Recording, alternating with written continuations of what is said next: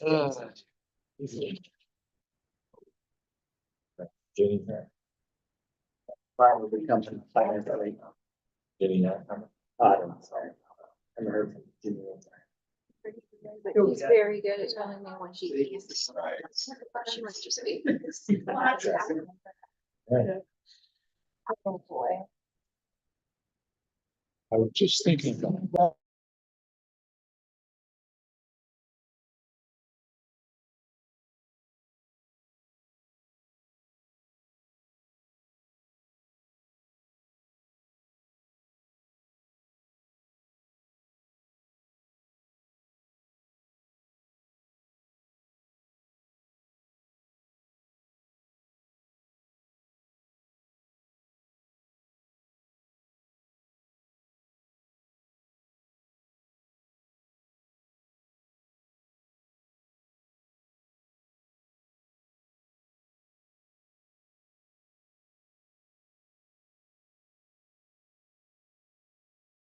Call to order the counties of Warren and Washington Industrial Development Agency meeting on November 18th, 2024 at 4 p.m. Roll call, Ally, please. Craig Leggett. Here. Brian Campbell. Here. Nick Caimano. Here. Jim Nolan. Here. Tricia Rogers. Here. Don Taplin. Here. Tim Robinson. Here. Pam Bruno. Here. Juan Gonzalez. Here. This forum, we have 9 out of 10. All right, I just remind everybody, we continue to tweak our IT equipment to ensure that the YouTube video is picking up all the voices. So if you can use your military voice, I'd greatly appreciate it.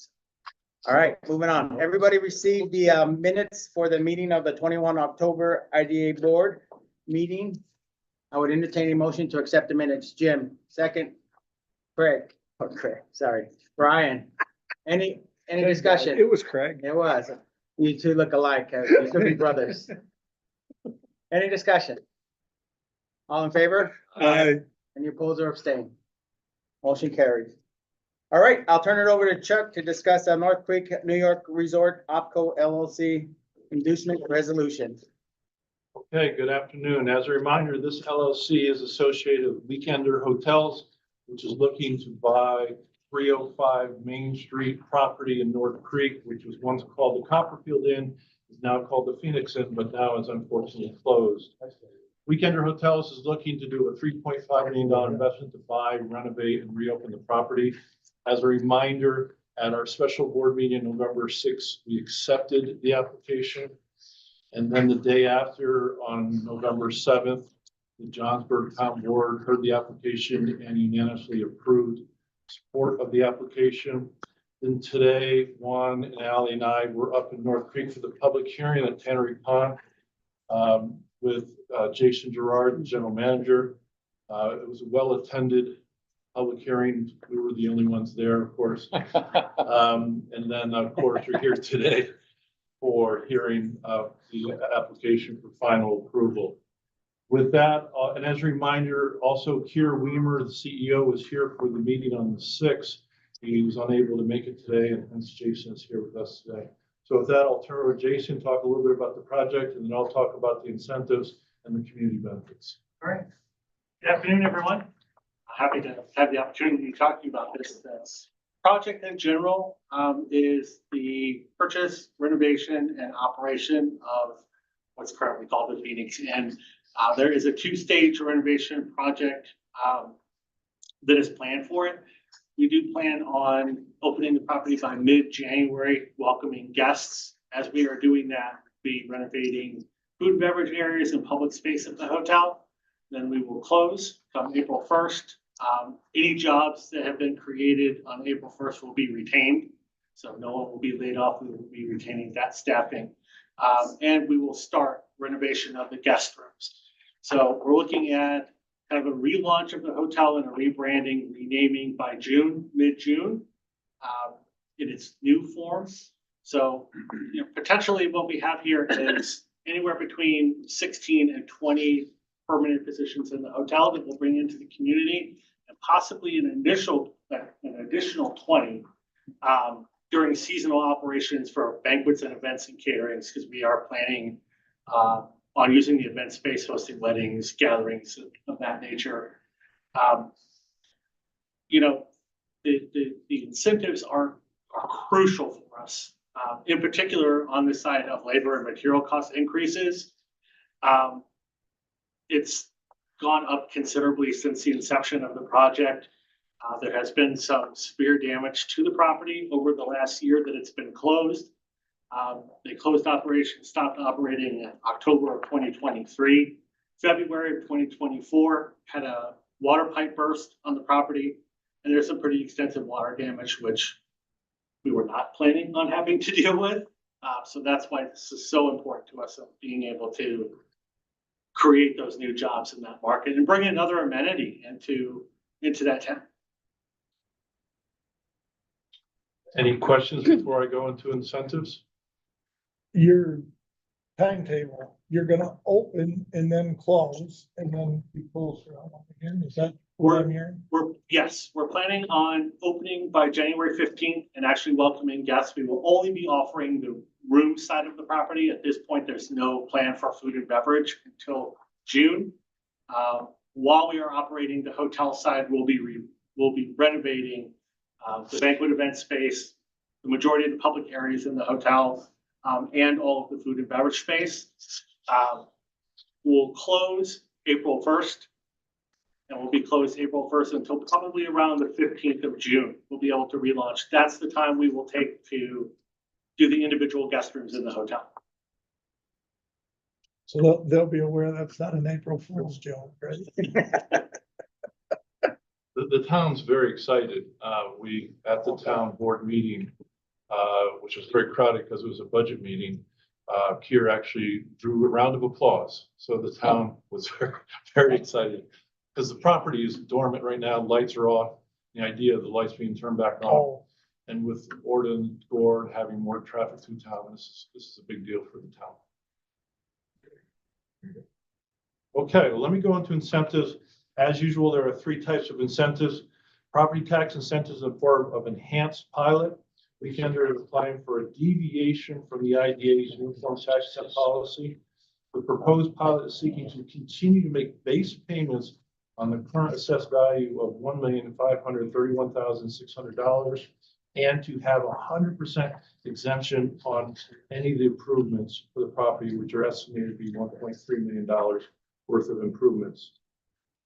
When you take that $1.3 million and apply it to the current tax rate, that the exemption would be $21,083 per year times 10 years, obviously $210,832 is the estimated tax benefit over the 10 years. Next will be state and county sales tax abatement, totaling 7%, base up to $585,300 purchase, subject to sales tax. The IDA calculates this estimated benefit to be $40,964. Buying the mortgage tax abatement at 1%, not normal 1.25%, but the 1%, given the situation with the county funding the transportation system, so the CDA services. So we're able to abate 1%, and that's off financing loan of $2.29 million. So the IDA benefit would be $22,900. Total benefits over the 10 years would be $274,696 before fees. The estimated IDA fee is $20,610, and then also the legal fees.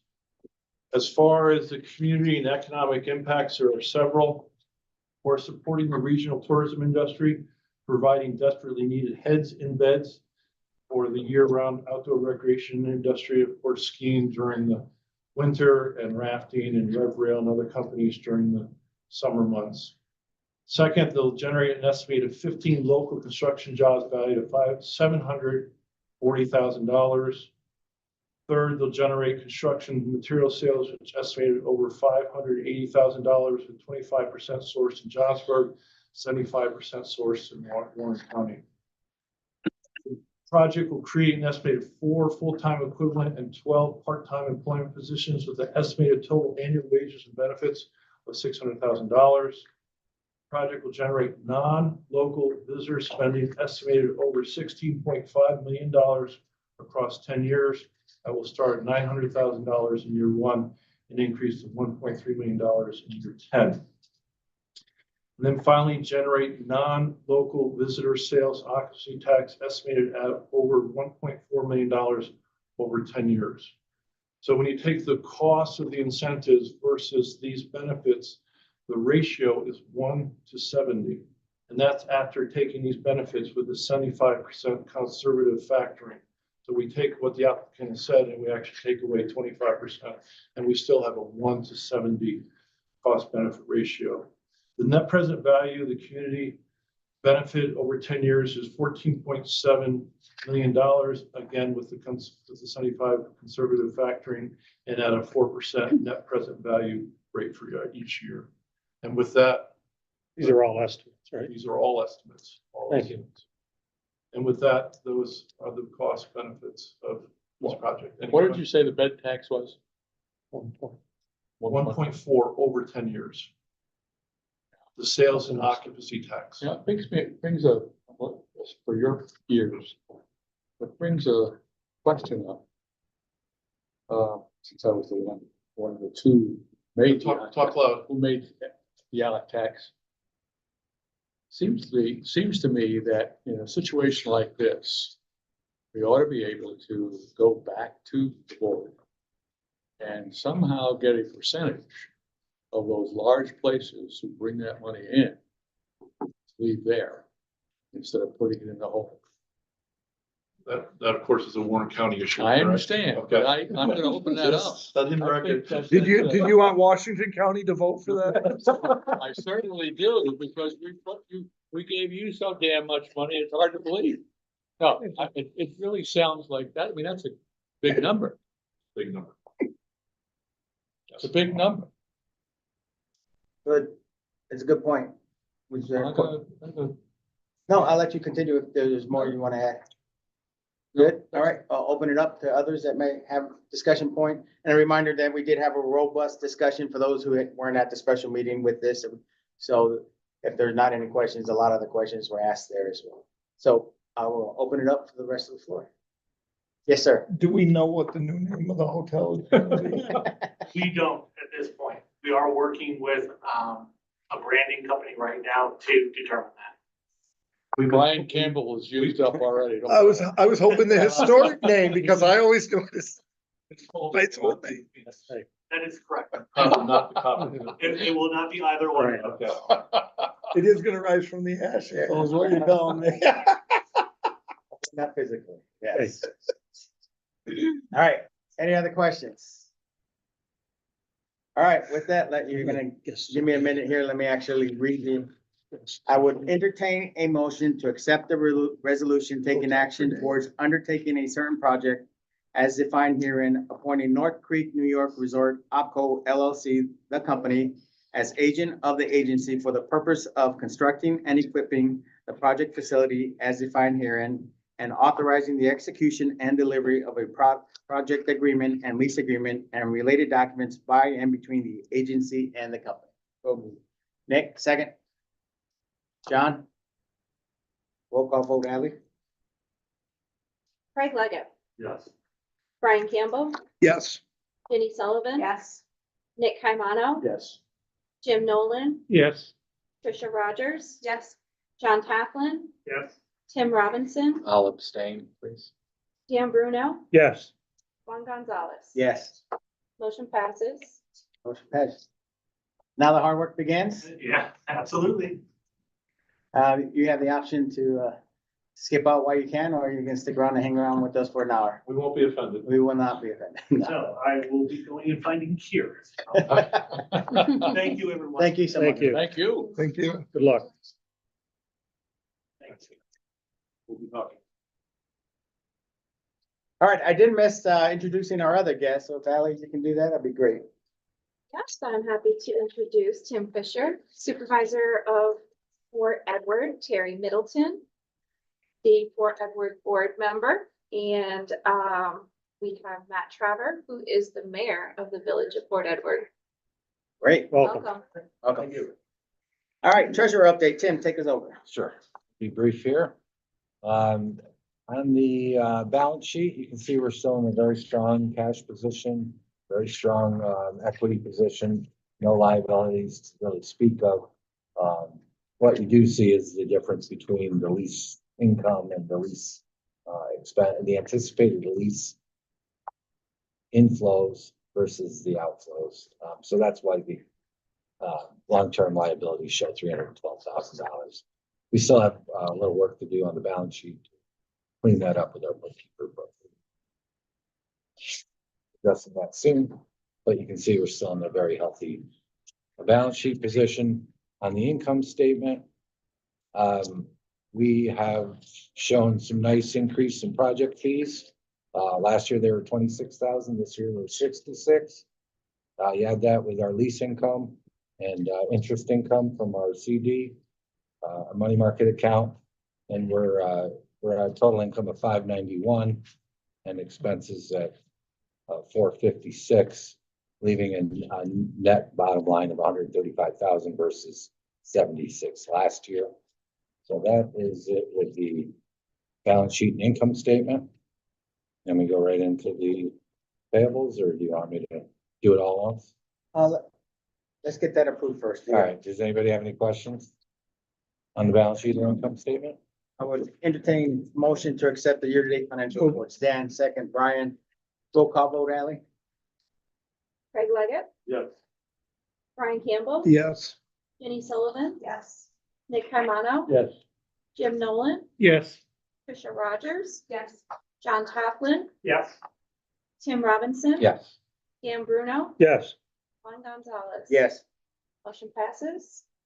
You have the payables in front of you, a listing of them, and we're gonna add one. There's a annual New York State Disability Insurance of $592.40, the check we signed today, that has to go out, so we are paying our annual dues on the annual disability insurance. That's $592.40, but otherwise, if anybody has any questions on any of these, we'd be happy to try to address. I'll make one note that the, of the payables, 57,000 is reimbursable with the grants. So you're really looking at 26,000 in overhead. And every invoice that is reimbursable does have it shown where it is reimbursable, so. That's why that's so high. Good point. All right, if there's no questions, I will entertain a motion to accept the payables. Dan, second, Jenny. Roll call vote, Ally? Craig Leggett. Brian Campbell, Yes. Jenny Sullivan. Yes. Nick Carmano. Yes. Jim Nolan, Yes. Trisha Rogers. Yes. John Toppland, Yes. Tim Robinson. Yes. Dan Bruno, yeah, Wallace. Yeah, Motion passes. You need to back up to the Good. minutes. go ahead, back up to the, To the meeting minutes, they are actually for September. So that's how much we all read them. you're off. We're all fine. Think on everybody. So the minutes that you have, as Dan pointed out, are for September. So we'll get October's. Yes, I apologize. I put the wrong minutes in the meeting packet. But if you can't wait to see them, they are on the website. And we'll need to approve them next meeting. Yes. All right, nice catch, Dan. All right, reports of committee, sorry, park I chair was paying update. attention. Engineer. Sort of. You get plus one. None of the rest. Park chair update, Dan. Okay, we'll begin with the canal side. You can jump in any time since you usually know probably more than I do about it. SMS Rail, Kiewit and Our Electric are there, just plugging along. Not much different to report there. We had a meeting last week with Labella, our engineer. We're reviewing the development of the water upgrade, water system upgrade, and the sanitary sewer. We were, as you're probably all aware, I think, with respect to the sanitary sewer, we had planned on getting our offset, and we've discussed that, you're familiar with that, getting our offset through the HF1A project, which did not receive funding. So we're looking at different avenues to provide that service for that site. One being just an on-site septic system and an on-site treatment plant. And LaBella's been talking with the Department of Health regarding the water system and what they need to approve there. We also, they closed out the flow monitoring, which was the NBRC grant, so that's all done. We are meeting tomorrow, Mr. Barton and I, at the site with LaBella to look at, with the treatment plant option, we need somewhere to send that effluent to. And there's an existing outfall there that is installed in the days of the GE dewatering, et cetera. So we're gonna look at that, and hopefully we can get approval to use that if in fact we go with the on-site treatment plant. Additionally, I don't know if you want to mention Washington County is pursuing additional funding. We're always pursuing additional funding. Yeah, that's an understatement. It's Yeah. from Warren County. It's whether we, it's whether we get any or not is the important part. So apparently we have the 4-to-1 offset the DEC was requiring. The price tag on that was $9 million. And we understand that Washington County is working with the Association of Towns and Villages, talking with Albany to see if there's a source of that funding that we would need to then be able to continue with our connection with the sewer system at 100,000 gallons per day. So that's one of the, we thought we were dead in the water and that not having the funding for the offset, but there is a little glimmer of hope, but we've been told not to hold our breath, and we won't know until April or May whether or not be awarded this funding. That's probably the Association of Counties. So, okay, counties. And additionally, on the water system, I think Kara's been in touch with the town attorney, Mr. Nickus. I'm not sure whether, or maybe he isn't, somebody isn't, whether that'll be an extension of the existing town system or require its own. And anyway, so need to create a district in and of itself. So anyway, we're pursuing that. And if I can add, Go ahead. Matt Fuller took the action item to arrange a meeting between town, village, and IDA leaders and attorneys to go over the procedural issues. And perhaps getting everyone in a room would allow us to kind of move from point A to point B a little quicker. Mhm. So Matt has taken that action item to arrange. That's a lot of lawyers. That spells trouble. So give us some flexibility, Craig. We'll bank on. That represents the village and the county sewer. And we talk about the meeting, it's going to be these gentlemen right behind you. And they know them all. We're all in this together. Yes.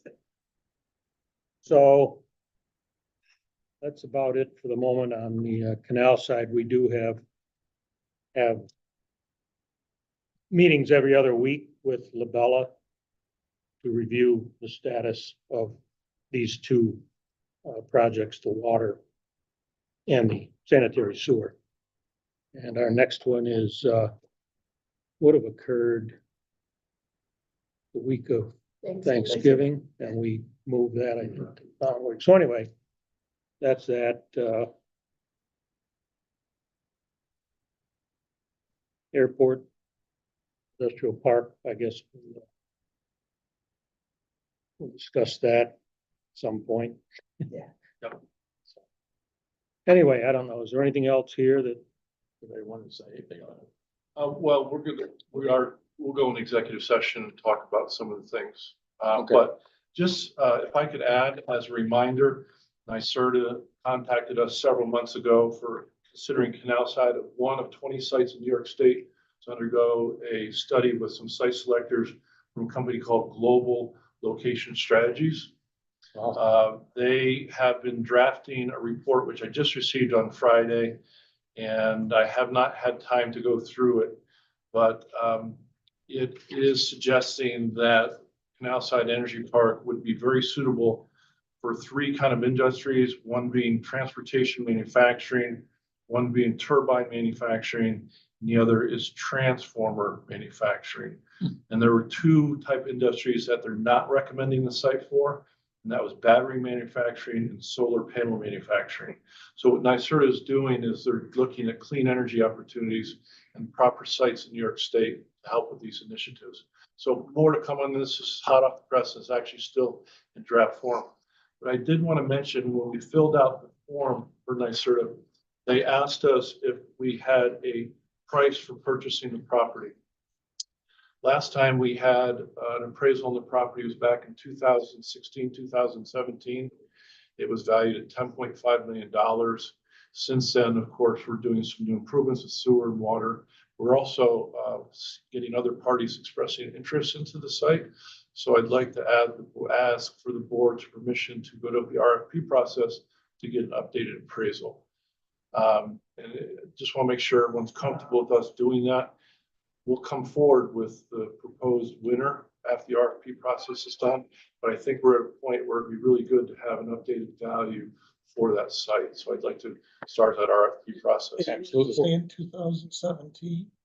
2017 was our last appraisal. What? Price of property's gone up a bit too. Yeah, it's going to be a big change, I Yeah. suspect. We'll update the board with respect to who it looks like would be chosen and the cost. Right. We'll, yes. And as people knock on our door, we'll at least now have a number that we can talk to them about. Did Right, they but give- excuse me, I'm talking about the appraisal itself. Oh, I'm sorry. I apologize.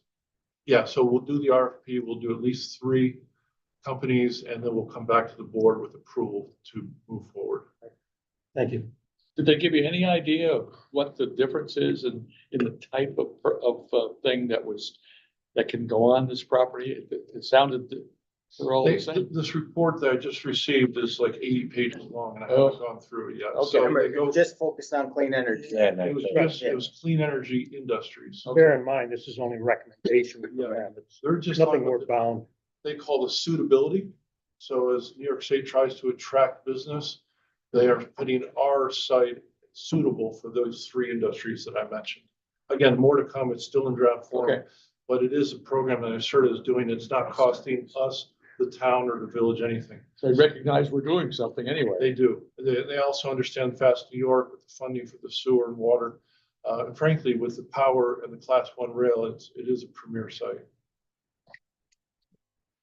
Yes, $9 million gets you how many feet of water separation, stormwater separation? It would be 8, had to be, well, okay, good question. So we did 100,000 gallons per day. It's So affordable. that's 4,400. But the study we did went up to 800. So that $9 million is for offset of 800,000 gallons per day. To Yeah, be they're- able to allow for growth? Yeah, Is that the and idea? with the DEC requiring that if you're gonna add capacity to your sewer district, you gotta be able to handle the stormwater capacity. And so you need to start removing some of the sources for the stormwater that's overwhelming the sewer system. You have to remove 400,000 gallons if you want to supply 100,000. This project is not focused strictly on canal side. Right. So it's gonna remove a lot more than just what we need. We're gonna get hopefully a portion of that, and that's negotiated with. Supposed to get a bigger bang for your buck is what we're after. So, So we have 3 tracks. We have the track of getting the funding for the offset. We already have the sewer design. We have a track to do an on-site treatment facility. And we're also looking at maybe septic, but septic would only be obviously for employees and could not handle any commercial waste.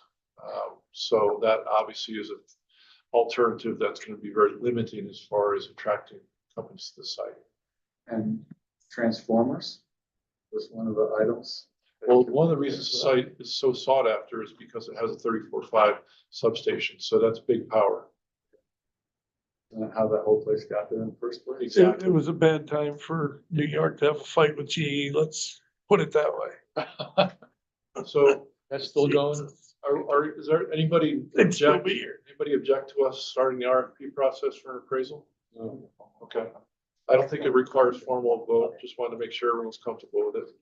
Is there any chance, I guess, that we're premature? That was my only question. So I think we're on time, because it will take several months to get done. Well, it might be a couple of years before you actually have it done, but I just questioning about where we were in the process. I Appraisal will take- I would recommend it, Yeah, it's appraisal would take several months, not. Yeah.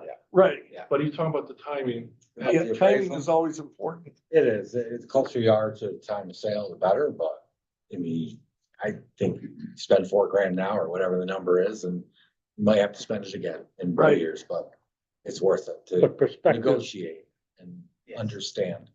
client, people that are gonna buy it will want that information Yep. now, so. That's correct. And I sort of asked us for that information already. So anybody interested in the site, that's one of the second or third question we'll ask. How much is the site? Yeah. So we'll get the right answer. Okay. Mr. Chairman, can I continue? Please Other- do, please do. So on the maintenance activity on site, we continue to have our part-time employee deal with the vegetation growth, and that is going very well. As far as tenant activity, we are getting a lot of rail deliveries of grain. Our area is now being deemed a storage site, so not only is it being sold in the area, but it's also being stored in the area. Switching to Airport Industrial Park, I may recall there was approval to modify the signs. We had some signs, some older signs, those have been taken down. So if you drive past Cary Road and Queensbury Avenue, you'll see the sign modifications. And also, as far as there is a party that's interested in buying the 20 acres at the end of Ferguson Lane, I'll be meeting with the party a week from today to advance the application process for purchasing the land. We have nothing to report yet officially until we get that application, but there is a party interested in the 20 acres at the end of Ferguson Lane. With that, that's all I have to report on the parks. 16 of those acres are used. That's the 16. Correct. It's a little over 20 is total acreage. Usable is going to be about 16. There's at least 4 affected by wetlands. But there is road and sewer with that. Correct. And we're having engineering work with Bob Holmes right now to determine the cost. Does it all run up to the property line? So in this appraisal we're having done, we're getting the numbers, what that cost would be to run utilities to the property line. That will then be in the final appraisal. So we're getting an appraisal on. We are, the board's already approved the Yeah, appraisal for okay, this 20 good. acres. It's in draft form. We're waiting for some engineering numbers to finalize the appraisal. All right, any final talking points for Canal Site or Airport Industrial Park for the park chair or the CEO? No, I mean, I have a report here regarding permitting and regulatory requirements on site wastewater treatment. Canal Site Energy Park, if anybody wants to look at it. It's pretty heady stuff. You got a 20-second summary?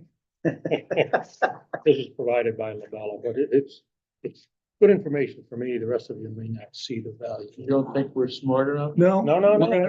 Gotta bring Dave back to interpret it. That's what he's saying. Not at all. Okay, sir.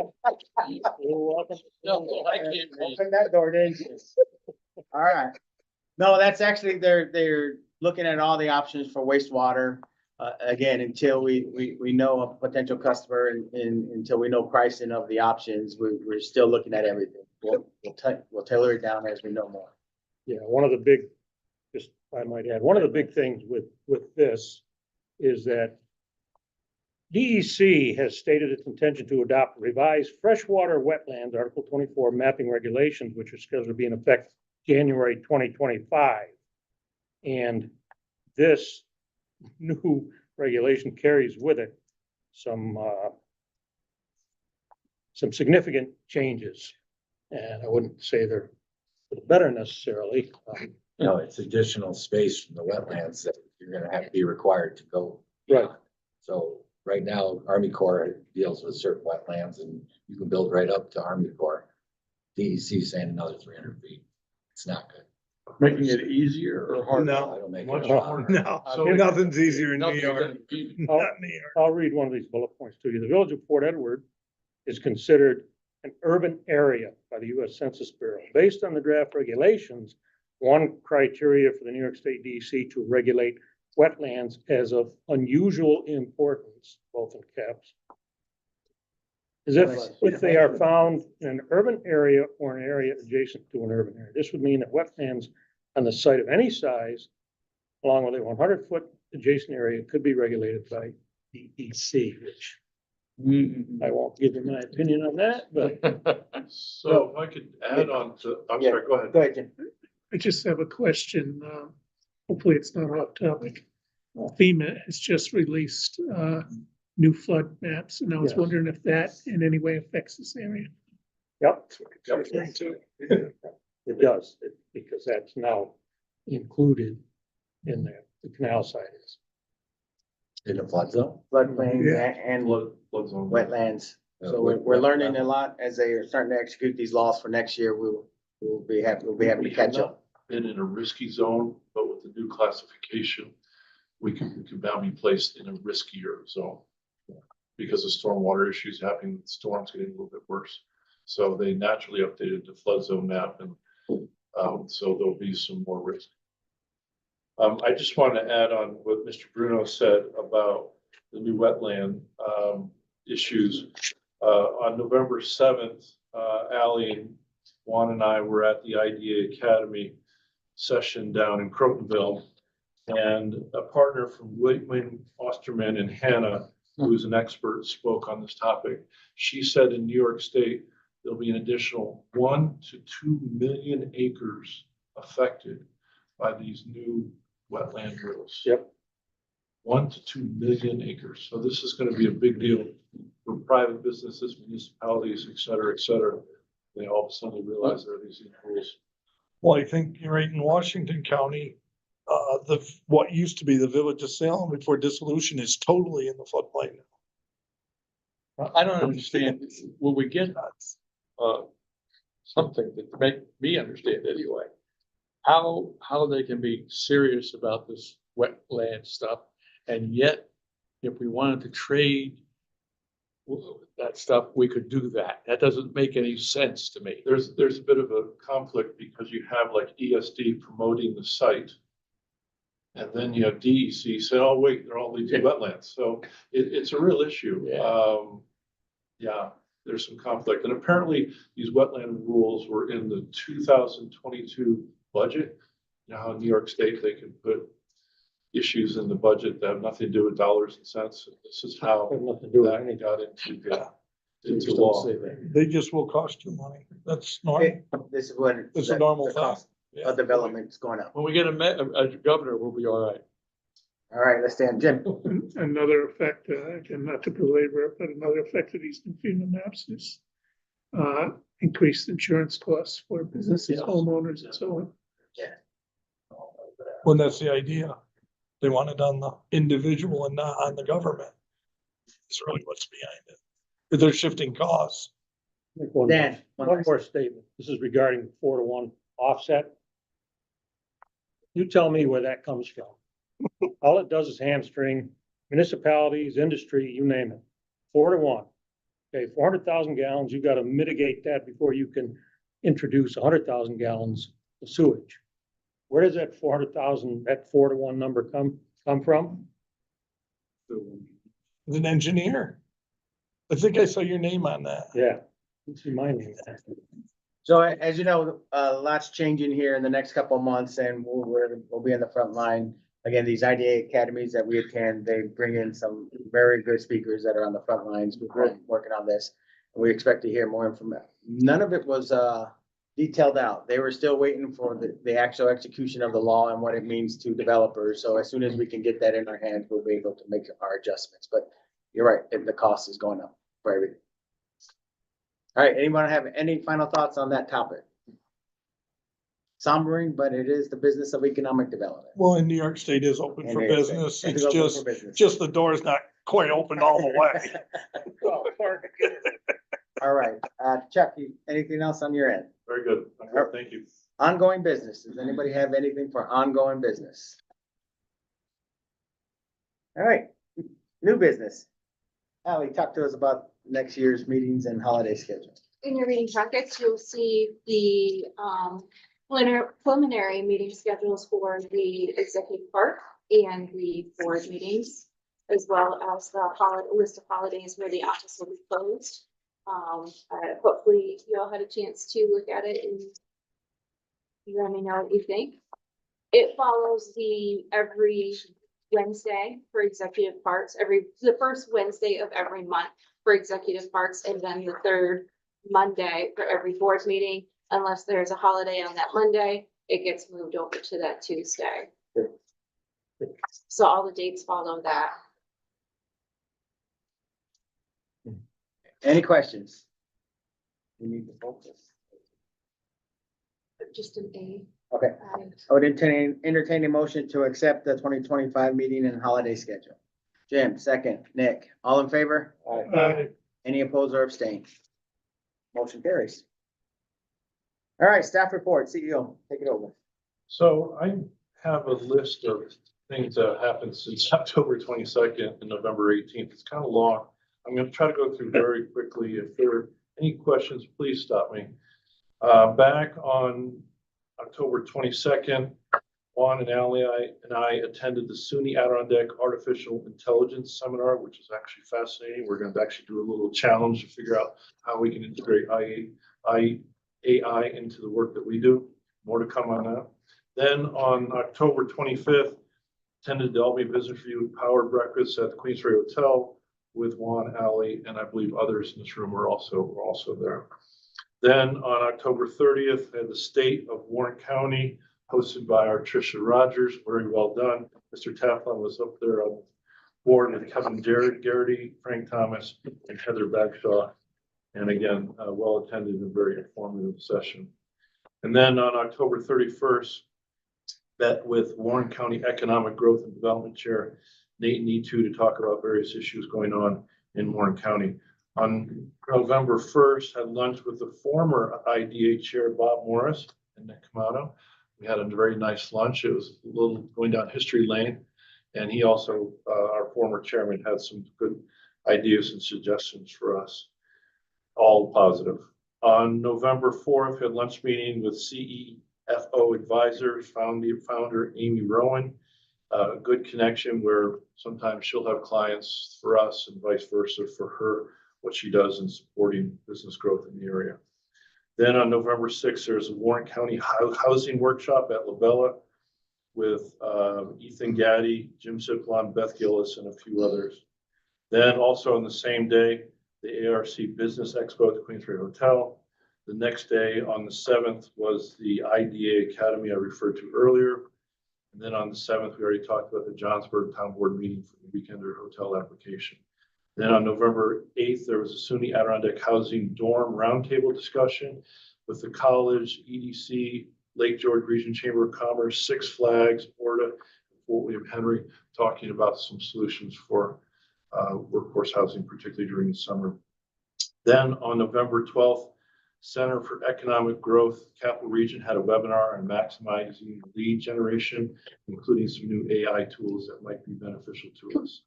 On the same day, went up to North Creek to the Orta Economic Growth presentation at Tannery Pond with Senator Betty Little and Jim Siplon and Ashley Waldron. And I spoke to the crowd just in the spirit of the good things that Orta is doing and the positive impact on the local economy.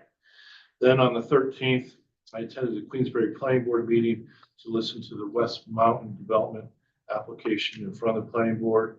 Then on the 14th, went to the Lake George Regional Chamber of Commerce annual dinner at the Fort William Henry Carriage House. And then on the 15th, this past Friday, went to the Adirondack Common Ground Alliance up in North Hudson.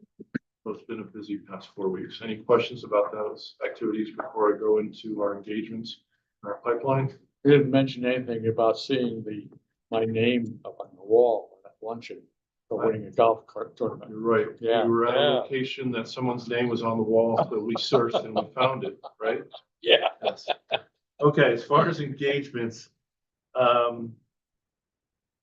thus far this year, I've had 91 engagements with various businesses and economic development type folks. Of the 91, 29 are manufacturing distribution, 14 in tourism and recreation, 9 in hotel and resort, 1 in food and beverage, 15 in housing and mixed use, 3 in energy, 2 in medical, and 18 in what I call other. Of the 91, 2024 possible applications, 9, 2025 possible applications, 14, unknown, 45. And of those meetings became apparent people would not be going forward with the application. That was 23. And as far as our pipeline, we currently have a pipeline of 21 projects. 7 are in manufacturing distribution, 5 are in hotel and resort, 5 are in housing, 2 are in tourism and recreation, and 2 are mixed use.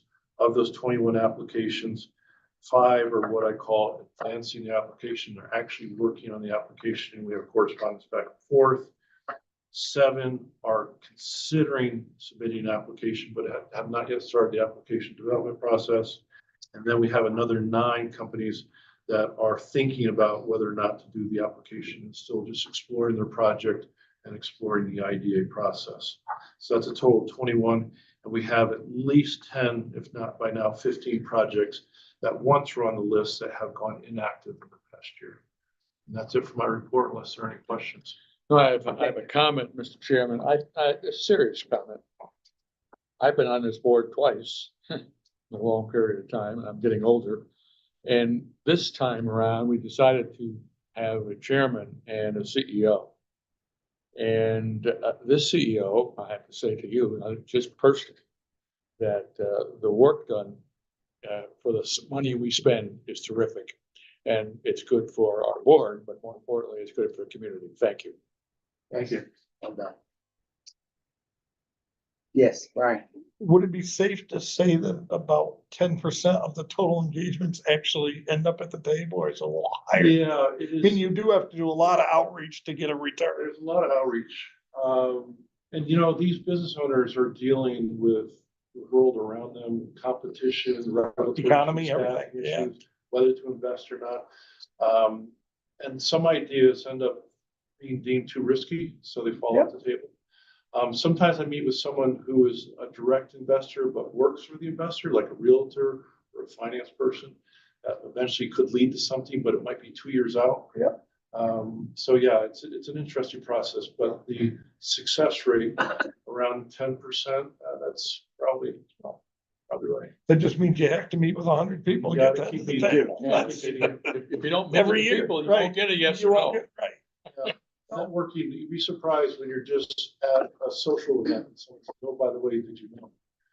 Then it leads, matter of fact, housing initiatives I was at SUNY Adirondack, I sat next to the human resource person for Six Flags and learned that Six Flags is looking to build 100 units workforce housing on their property with a third party, which I've been in contact with, and they would probably be an applicant. That's a problem. And that's just because I was sitting next to the person at an event. And if you're not there, it doesn't happen. Out there to happen. That's nuts and bolts. You gotta recognize it too. You gotta Yeah. be smart enough to recognize. Yes, our CEO is vital, the chairman. Well, we agree with, you want us to vote? We just need his vote on occasion. Somebody has to lead the place, Chairman. That I can good at barking orders. That I can do well. All right, anything else for our CEO before we turn it over to our administrator? All right, Ally, take us over. Well, Chuck stole my thunder about the activities that I've attended. We're a team. I wanted to talk about us as a team. So he made it easy, you just say ditto. But I am thankful that I had the opportunity to attend the AI conference at SUNY Adirondack and the Fall Academy down in Austining, and the Albany Business Review Power Breakfast. It was nice to get out of the office and meet people and hear about what's going on outside of, what's in front of my computer. So I appreciate the opportunity. As far as the school taxes go, we just received the late fee from Ray Energy. So there's only one left that has not paid, and that's it. How come both of you turned in mileage for gasoline? You and Chuck both turned in a bill. Gee, As long as the mileage was somewhere yeah, close. oh, boy. Yeah. Thank It you. was close to the city because the So, last 30 minutes of driving. The was last scary. school bill did that school bill get re-levied to the Not yet. No. But it They will. have one more month. Yes, I'm in contact with them and, they are allowed to be late one more time before it ends up getting re-levied. So, yeah, it's in process. Very good. Does anybody have anything else for our administrator?